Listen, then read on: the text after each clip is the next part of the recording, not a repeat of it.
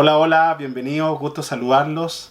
Estamos comenzando el capítulo número 12 de este programa El Ciudadano Germán, que se transmite a través de mi canal de YouTube, lunes 26 de octubre de 2020. Este programa siempre se realiza los días domingos, ¿cierto?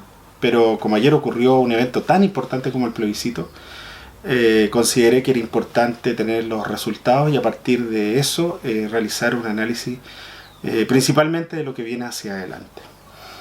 Ayer más de 7,5 millones de ciudadanos manifestaron una opción muy clara. Alrededor del 78%, un poco más incluso, optaron por la opción apruebo y del orden del 79%, ¿cierto? La opción convención constitucional. Es decir, fueron resultados contundentes respecto a que la ciudadanía que participó quiere el inicio de un camino hacia una nueva constitución. Y desde esa perspectiva, obviamente, esas señales son muy potentes porque abren una serie de ventanas de oportunidades y análisis.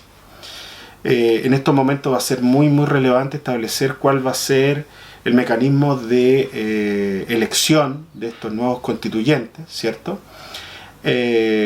Claramente hay delimitado una serie de elementos previos, pero obviamente hay que perfeccionarlo. Y desde esa perspectiva esperar de que se coloquen siempre los intereses del país por sobre cualquier otro interés particular, ¿cierto?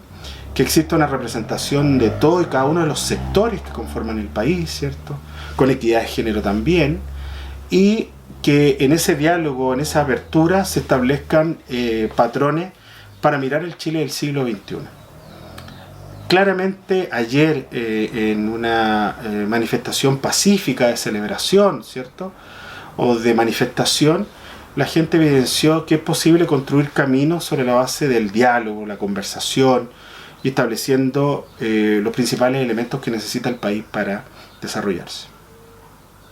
Desde luego tenemos claridad absoluta de que no con una nueva constitución no se van a solucionar los problemas de la noche a la mañana, sino que eso debe ir acompañado de mejoramiento en la forma de construir nuestro país, ¿cierto? En una mayor cultura cívica, en una cultura del diálogo, de participación ciudadana, y también condiciones de gobernanza y de gobernabilidad para formular adecuadamente políticas públicas que desde una base de directrices institucionales dada, por ejemplo, por la Constitución, permitirán mejorar la educación, la salud, la vivienda, la pobreza, mejorar las condiciones de proyección de la ciencia y la tecnología, la cultura, el deporte. En eso vamos a ser partícipes todos nosotros de esa condición y desde luego es un camino que no va a estar exento de ciertas problemáticas muchas veces, de algunos conflictos, ojalá esperemos que no sea con violencia, ¿cierto? Pero que desde luego nos genera una esperanza, una oportunidad de cambio para que nuestra base de institucionalidad política, ¿cierto?, expresada principalmente en una carta fundamental, esté acorde a los desafíos del Chile del siglo XXI. En esa situación, en esa condición, desde luego vamos a ir conversando capítulo tras capítulo respecto a lo que viene, ¿cierto? Muchas veces hay aprensiones de quienes van a participar en esta convención constituyente, qué fines van a perseguir. Y en ese sentido, conocer a los candidatos, conocer sus posturas, establecer directrices de lo que aspira la gente, porque finalmente es la ciudadanía la que genera un mandato en los representantes, pero los representantes tienen obviamente que establecer una relación con ese mandato, de rendir cuenta pública de sus acciones y sus discursos. Desde luego va a ser una materia que va a formar parte de la agenda política de nuestro país, ¿cierto? Y de la agenda social, si lo queremos ver en el sentido de que en la Carta Fundamental hay una serie de elementos de derechos sociales que se están formulando y también de un equilibrio con los deberes. Por lo tanto, yo creo que el principal análisis tiene que ver con eso, de qué es lo que va a pasar hacia adelante, esta tremenda oportunidad de desarrollo de una base de nueva institucionalidad para nuestro país, pero también verificar que hay un esfuerzo colectivo en esto, y hay una necesidad imperiosa de poder establecer puentes de diálogo, ¿cierto? Porque las cosas no aparecen de la noche a la mañana, son constructos, y esos constructos deben estar basados en una visión de país y en lo mejor para el bienestar de todo y cada uno de sus habitantes. si va a ser efectivamente un camino que se va a partir desde cero, es un tema que se va a verificar, porque efectivamente si uno hace ejercicio de mirar las constituciones de 1833, de 1925, incluso mirar algunos elementos de la constitución de 1980, principalmente reformada, dan cuenta también de la historia o del análisis sociohistórico que ha tenido nuestro país. Y en ese sentido a lo mejor puede ser un marco de referencia para mirar en un nuevo contexto los desafíos del país, ¿cierto? Y en esa condición el pasado más que nada es una referencia para verificar bajo qué condiciones nuestra república, ¿cierto?, democrática, ha ido fortaleciéndose y cuáles han sido los puntos en donde se han generado cismas o fracturas de las cuales tenemos que aprender o hemos aprendido, ¿cierto? Así que desde luego queda mucho por hablar, mucho por analizar, pero el primer elemento tenía que ver con eso.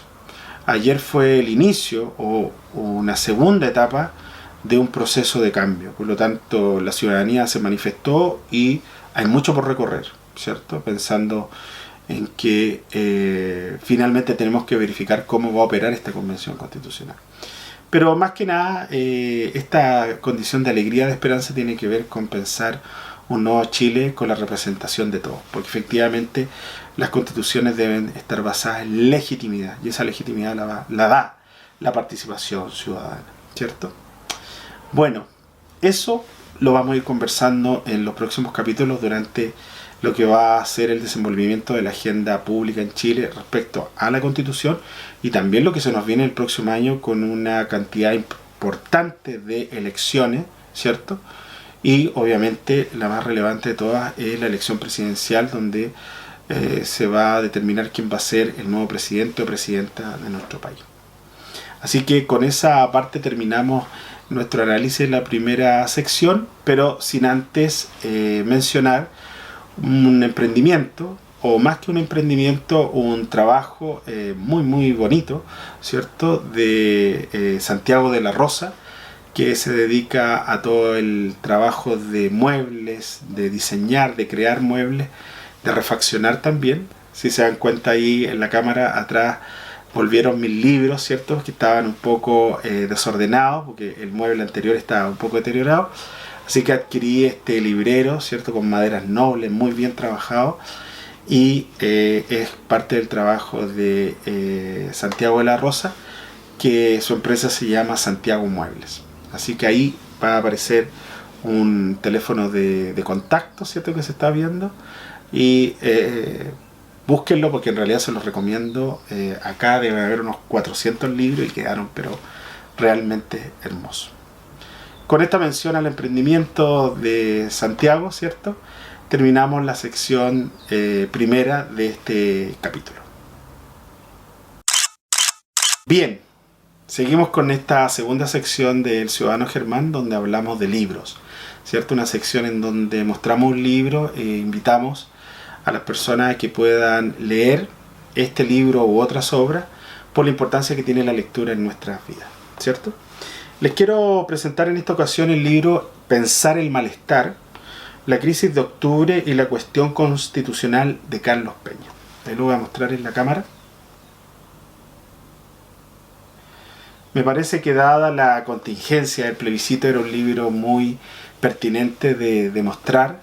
Carlos Peña es un destacado académico chileno, abogado, doctor en filosofía, rector de la Universidad Diego Portales y un referente de opinión política de los más importantes de los últimos años en Chile.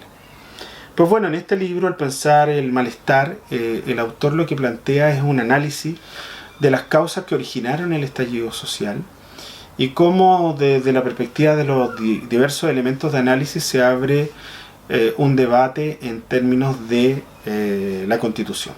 Claramente hoy día eso es una certeza, por lo tanto el pensamiento de Carlos Peña abre fronteras de posibilidades para analizar lo que viene, ¿cierto? Voy a leer un poco la contratapa del libro. Dice: el malestar del Chile contemporáneo tiene rasgos específicos, distintos a los de otros momentos de la historia.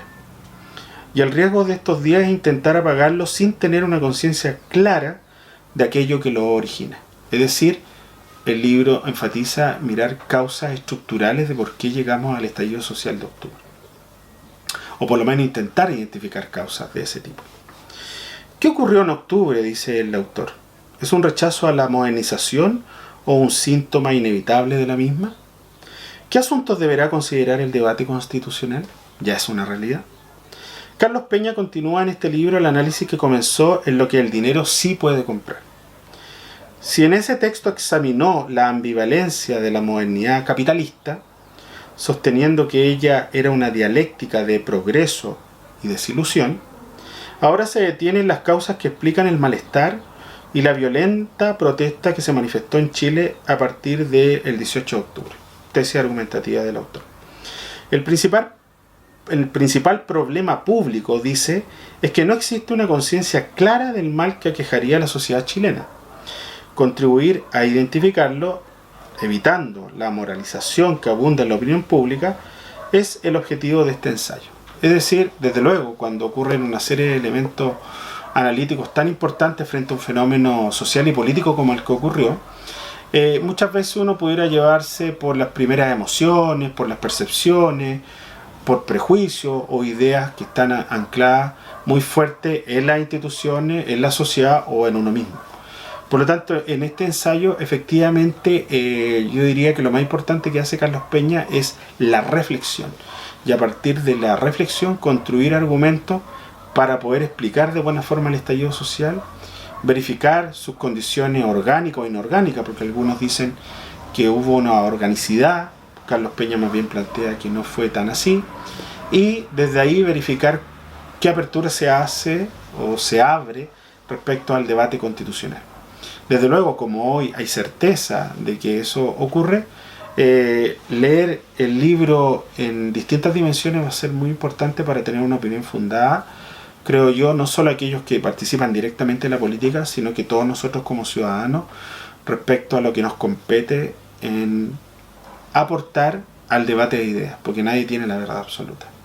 Así que la verdad es que es un libro que yo terminé de leer la semana pasada, y que realmente genera un pensamiento donde uno puede discrepar de algunas ideas, pero los argumentos son muy bien elaborados y tienen una consonancia también teórica para aquellos que les gustan las bases epistemológicas de un argumento. Ahí Carlos Peña, obviamente, en su condición de doctor en filosofía, lo hace en forma extraordinaria. Así que les recomiendo este libro que voy a volver a mostrar, de Carlos Peña, Pensar el malestar, la crisis de octubre y la cuestión constitucional.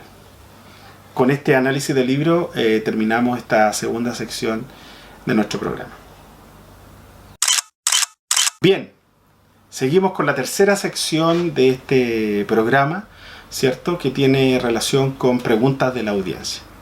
Antes de hablar de esta interrogante planteada por una persona, recordarles siempre que todos aquellos que quieran participar en esta sección o proponer algo para el programa, ¿cierto?, pueden escribirme a mi correo electrónico que va a aparecer en estos momentos en pantalla, german.sangüesa1975@gmail.com, y desde luego abordaré las preguntas de la mejor forma posible. En esta ocasión quiero mencionar la pregunta que me formuló Valeria Toledo, una amiga que vive en la región del Maule. Le mando un cariñoso saludo. Y Valeria, a propósito de los resultados de lo que ocurrió ayer en el plebiscito, me pregunta cómo ves tú desde una perspectiva económica, ¿cierto?, principalmente económica, las proyecciones de Chile después de estos resultados del plebiscito, ¿cierto? Es decir, qué ocurre con el país respecto a situaciones que han ocurrido en el último año. Pues bueno, Valeria, obviamente no es una respuesta sencilla y tampoco creo tener la verdad absoluta, pero uno en este tipo de cosas tiene que ser muy cauteloso, porque muchas veces las reacciones, por ejemplo, de los mercados, de los inversionistas, que se representan, por ejemplo, en la bolsa de comercio, muchas veces al principio son muy fuertes, ¿cierto?, muy temperamentales, si pudiéramos hacer la analogía, pero después van decantando y se van ordenando. Hoy día, por ejemplo, 26 de octubre, la Bolsa de Comercio de Santiago tuvo una breve tendencia a la baja al principio, ¿cierto?, tanto el ICPA como el IPSA, que son los indicadores bursátiles del país, mostraban una leve baja, ¿cierto?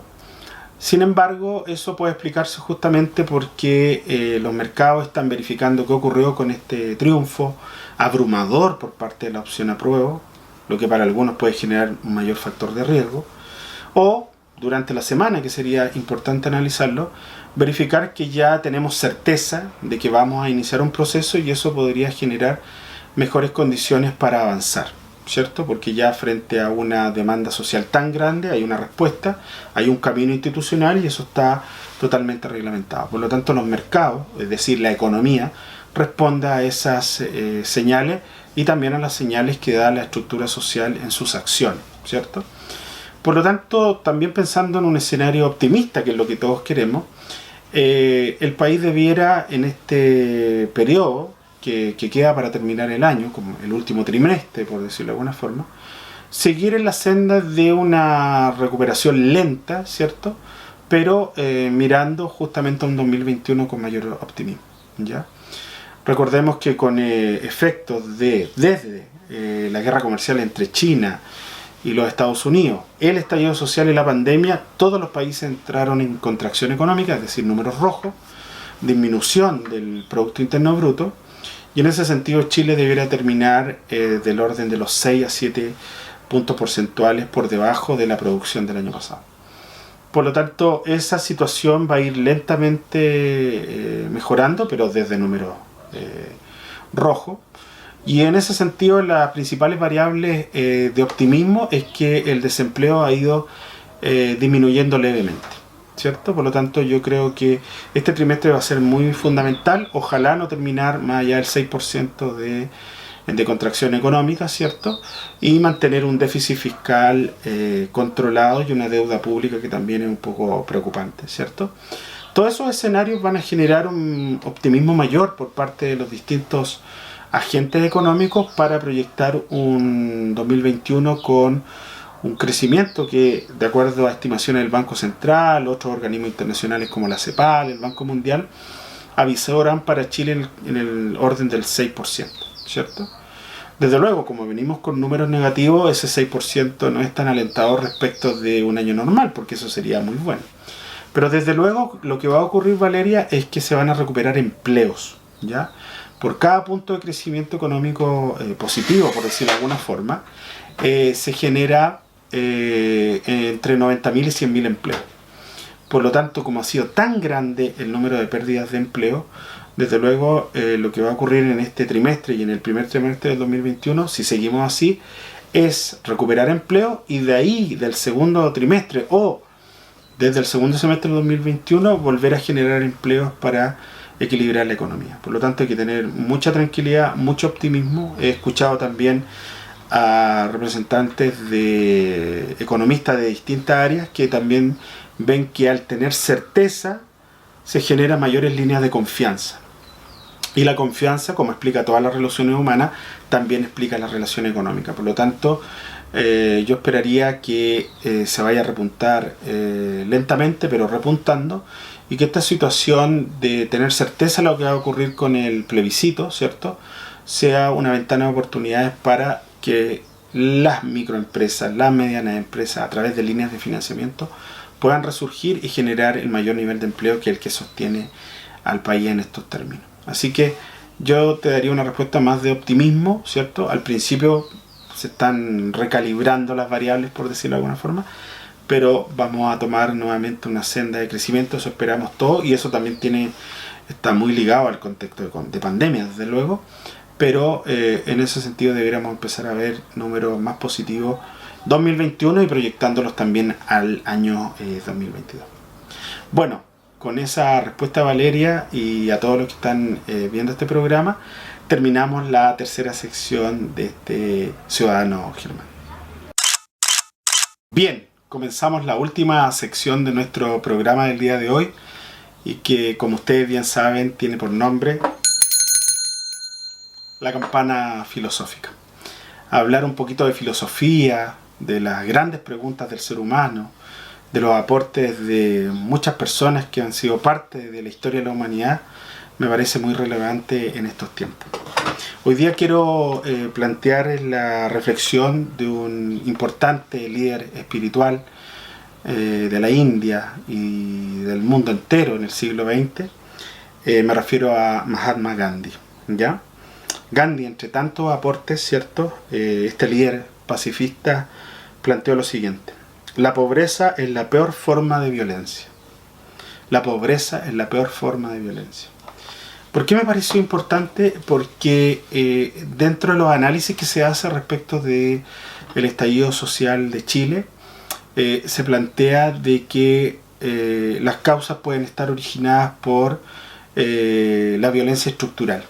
Es decir, las acciones, o más que acciones, las omisiones del Estado para generar equidad, igualdad de oportunidades a muchas personas o a gran parte de la población, sobre todo de aquellos sectores con más carencias socioeconómicas o de otro tipo.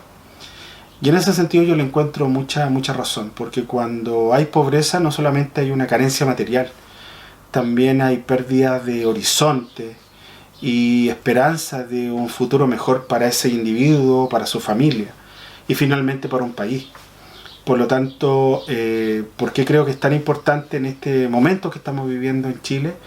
Es que en la medida de que el Estado y todas sus configuraciones estén asociados a generar directrices de equidad, de igualdad de oportunidades, promover el bienestar, probablemente vamos a ir en el camino correcto justamente para que todas las personas tengan las posibilidades concretas, ¿cierto?, de salir de la pobreza en sus múltiples dimensiones y generar su propio proyecto de desarrollo y el proyecto de bienestar para un país. Eso es lo que queremos. Y en ese sentido, esas condiciones de injusticia o de profecía autocumplida, mira, tú naciste en este lugar y ya no hay más futuro, eso hay que revertirlo. Y es gran parte de lo que este país está luchando, o la gran apuesta para lo que viene hacia adelante en el Chile del siglo XXI. Por lo tanto, me parece efectivamente que no hay forma de violencia más fuerte que tener sumido a un pueblo, a un sector, a una persona, a una familia en el tema de la pobreza. Así que en ese sentido creo que era muy pertinente hablar de esta reflexión filosófica de Mahatma Gandhi en este programa. Bueno, si les gustó este programa, ¿cierto?, que está culminando con la campana filosófica, yo los invito a que puedan suscribirse a mi canal de YouTube, que aparece en este momento ahí en pantalla, Profe Germán Sangüesa Muñoz, ¿cierto?, a darle un like a este video y obviamente a través del correo corporativo promover algunas preguntas, ¿cierto?, o discusiones para las próximas semanas, ¿ya? La verdad es que hoy día me siento como muy contento y con mucha esperanza de que se abre un camino para Chile de muchas oportunidades que dependen de nosotros. Así que viva Chile, que viva su pueblo, y donde hay vida hay esperanza. Así que les dejo esa última reflexión y nos estamos viendo el próximo domingo. Que estén muy bien. Bye bye.